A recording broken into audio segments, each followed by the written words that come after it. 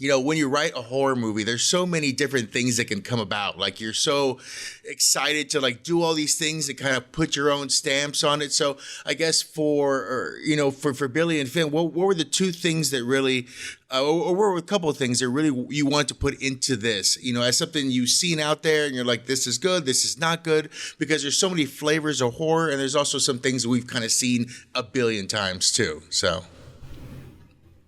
Right. Yeah, no, I mean, there's just the genre of, obviously, like, genre blending of comedy and slasher, or comedy and horror specifically, can be like a tricky one.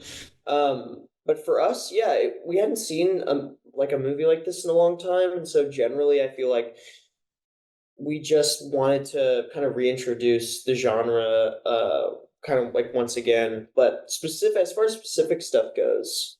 Yeah, I mean, I was probably most excited about just putting these characters in this circumstance and letting all of the sort of comedy come from within the characters and how they're reacting to the circumstances. Um, I also was excited to make a horror comedy that wasn't cynical. I feel like so often Mhm. it's easy to, or it's just more often than not, I think a lot of horror comedies have this really like cynical edge to them, and we wanted to make one that had a heart and kind of had a feel good um, story at its core, which sounds like an oxymoron to have like a feel good slasher movie, but it was something that we were really excited about doing. Well, and that's, I think, the character is one of the big things too, because everyone is so kind of singular in their own way too. So I guess if we could start, Fred, can you tell us a little bit about Jason and how he sees the world? Because he is someone who it looks like a lot of him goes a long way sometimes, I think, maybe.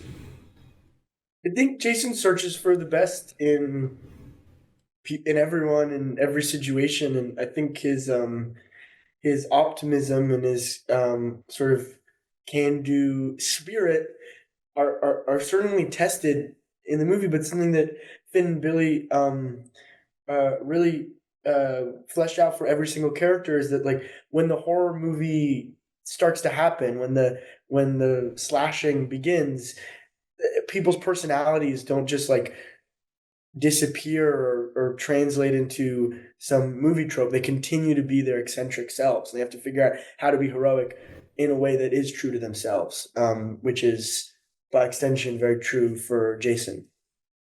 And I think that's true for Chris as well, Finn. He's someone who's very pro everything, I guess. Like he wants to be aligned with everything correctly. So Totally got it.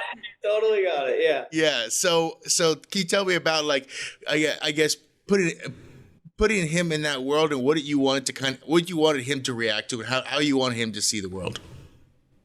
Yeah, I think you got it totally on the head, which is just like he is the most like yeah, I don't want to use the word like gullible, but he just like is, you can convince him kind of anything at any point, and it's constantly, his opinion about things are constantly switching because he really does see the good kind of in everyone and everything. So, he believes one thing 1 second, and then, his best friend says something and then he believes another thing. So like I think he just is kind of this like happy go lucky kind of moron.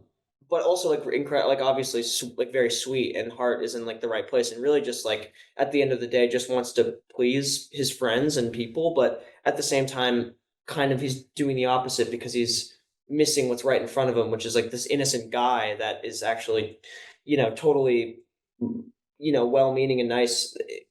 The entire group of counselors has blamed these murders on him, and so it's sort of this like misplaced kind of faith, I guess, in people, but well-meaning.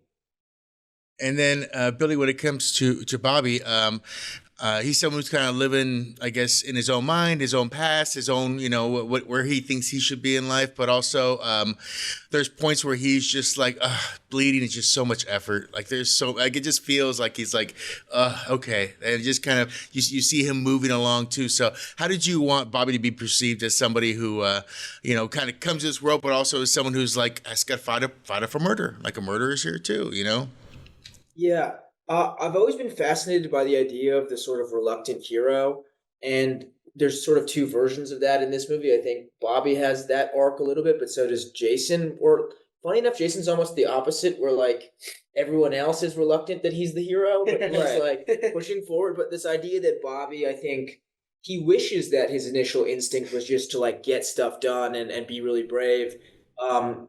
But it's not. And then he's constantly fighting against his own idea of what he should be, but then also his own like moral. I think at the end of the day, he knows what's right to do. So he's really conflicted because he is scared and his sort of priorities are out of whack. And he wants people to think that he's responding in a cool way, but also he's like really wanting to survive. So it was a fun character to write and to play. Very cool. Well, I think this is a lot of fun. There's a lot of humor. You know, it's got sleepaway camp. It's got bodies, bodies, bodies. It's got a bunch of things kind of like mashed into it as well. So your own thing though, and I did enjoy all the blood and the killing too. So that must have been a lot of fun. So we'll have to talk about that some other time though, for sure. So be good. Yeah, Have a good day. Make sure to talk about this. Thanks. Have a great. Thank you. You too. Thank you, man.